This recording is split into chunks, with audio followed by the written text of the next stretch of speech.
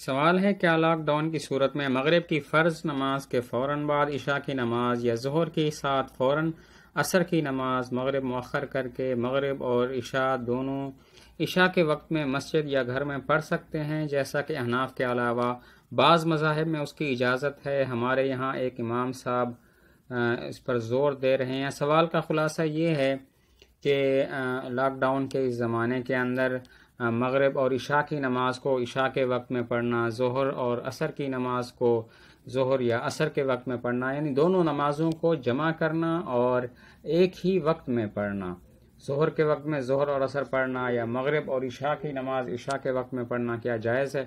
جواب یہ ہے کہ جمع بین الصلاتین جو آپ نے ذکر کیا ہے اس کی دو قسمیں ہیں، ایک جمع سوری اور ایک جمع حقیقی۔ جمع سوری تو یہ ہے کہ ایک نماز کو اس کے آخر وقت میں اور دوسری نماز کو اس کے شروع کے وقت میں پڑھ لیا جائے۔ مثلا ظہر کا وقت ختم ہونے کے قریب ہے اور اس وقت آپ نے ظہر پڑھی، پھر جو ہی عصر کا وقت شروع ہو گیا اس وقت آپ نے عصر پڑھ لی، اس کو جمع بین الصلاتین سوری کہتے ہیں۔ اور جمع بین الصلاتین حقیقی یہ ہے کہ ظہر اور عصر کی نماز کو ظہر کے وقت میں پڑھنا یا عصر کے وقت میں پڑھنا، یعنی دو نمازوں کو ایک نماز کے وقت میں پڑھنا۔ تو جمع بین الصلاتین حقیقی جو ہے وہ صرف حاجیوں کے لیے مزدلفہ اور عرفات میں جائز ہے، اس کی شریعت وہ مشروع ہے، جبکہ کچھ شرائط پائی جائیں اور کچھ تفصیلات بھی اس کی ہیں۔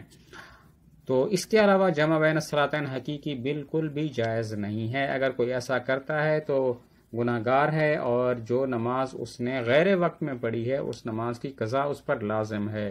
اور جو جمع بین السوری ہے وہ ضرورت کے وقت کوئی عذر ہو تو وہ جائز ہوتی ہے۔ سوال ہے کیا فرماتے ہیں مفتیان کرام اس مسئلے کے بارے میں؟ ہماری مسجد کے بینک اکاؤنٹ میں مسجد کی خطیر رقم انٹرسٹ کی جمع ہے۔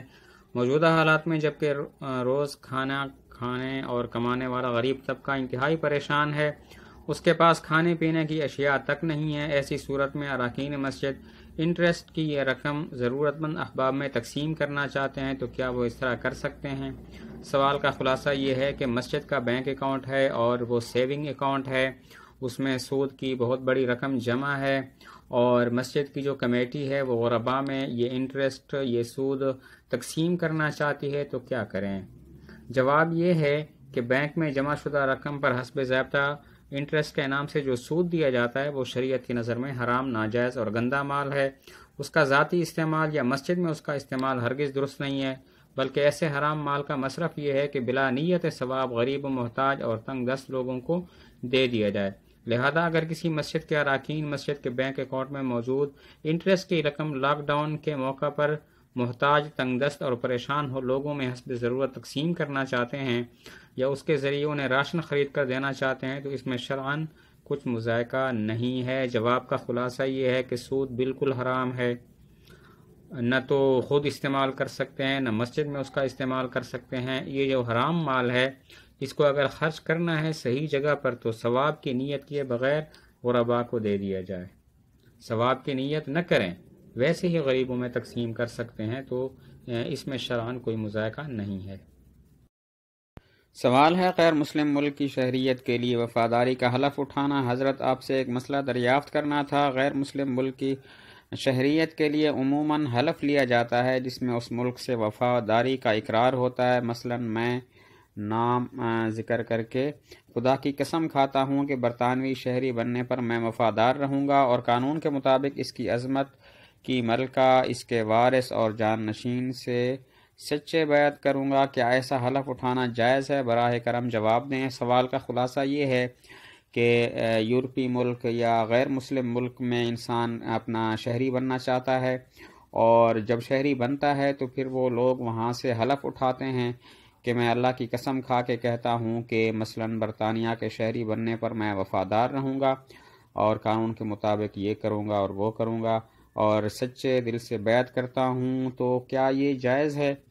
تو جواب یہ ہے کہ بیعت کا معنی معاہدہ ہوتا ہے۔ اگر برطانوی حکومت کا قانون اسلامی عقائد سے نہیں ٹکراتا تو برطانوی شہری بننے کے لیے اس طرح کی وفاداری اور ملکہ یا اس کے وارث جانشین کی مخالفت نہ کرنے کا معاہدہ درست ہے۔ جواب کا خلاصہ یہ ہے کہ برطانوی ملک ہو یا برطانیہ ملک ہو یا کوئی اور ملک ہو، اگر وہ آپ سے حلف لیتے ہیں اور ان کے حلف میں کوئی ایسی بات نہیں ہے جو اسلامی قوانین سے متصادم اور ٹکراتی ہو، تو ایسا حلف اٹھانا اور بیعت کرنا جائز ہو جاتا ہے۔